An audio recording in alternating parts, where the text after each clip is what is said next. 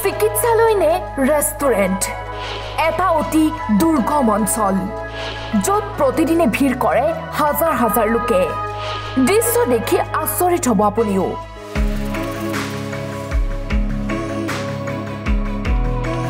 হাজাৰ হাজাৰ লোকৰ ভিৰ এটা অতি দুৰ্গম অঞ্চলত চিকিৎসালয় নহয় যেন এখন ধুনীয়া ৰেষ্টুৰেণ্ট চহৰ অঞ্চলৰ এখন চৰকাৰী চিকিৎসালয় এতিয়া দৃষ্টি আকৰ্ষণ কৰিছে সকলোৰে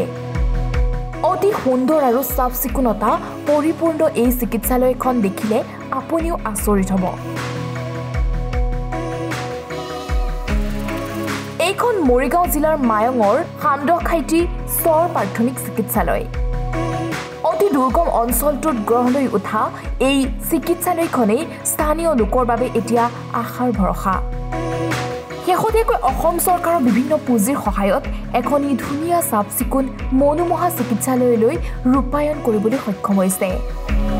কি নাই এই চিকিৎসালয়খনত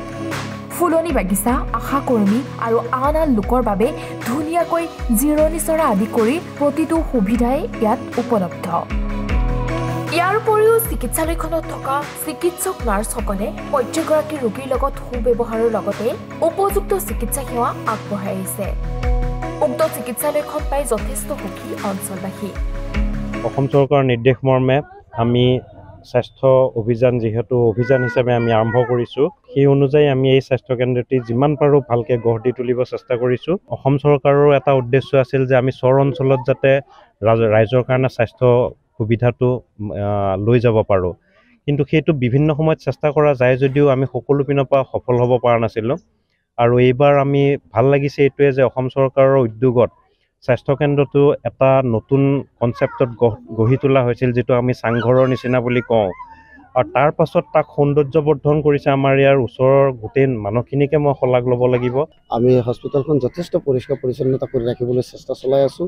আৰু আমাৰ এই অঞ্চলৰ গাঁৱৰ যিবিলাক বাসিন্দা আছে নেতৃত্ব দিয়া মানুহবিলাক আছে তেখেতসকল ইমানে মানে আমাৰ সহানুভূতিশীল তেখেতসকলক আমি যেতিয়া মাতোঁ যেতিয়া কওঁ তেখেতসকলে উজুবি কৰি আমাৰ মাজত আহে আমাৰ লগত লগ লাগি আমাৰ লগত সহায় সহযোগিতা কৰি এই চৰ হস্পিটেলটো তেখেতসকলে এনেকুৱা এটা ভাৱ অনুভৱ কৰে যে আমি যে চৰত বসবাস কৰোঁ সেইটো তেখেতসকলে দেখুৱাব নিবিচাৰে তেখেতসকলে ভাবে যে আমি চহৰীয়া কম নহয় আমি মৰিগাঁও ডিষ্ট্ৰিক্টতকৈ কম নহয় আৰু সেই উদ্দেশ্য আমি আগত ৰাখি এই গাঁৱৰ মানুহখিনি লগ লাগি আমাৰ হস্পিটেলৰ মানুহখিনি লগ লাগি আজি হস্পিটেলখন আমি যথেষ্ট চেষ্টা কৰি আছোঁ নাজানো কিমানখিনি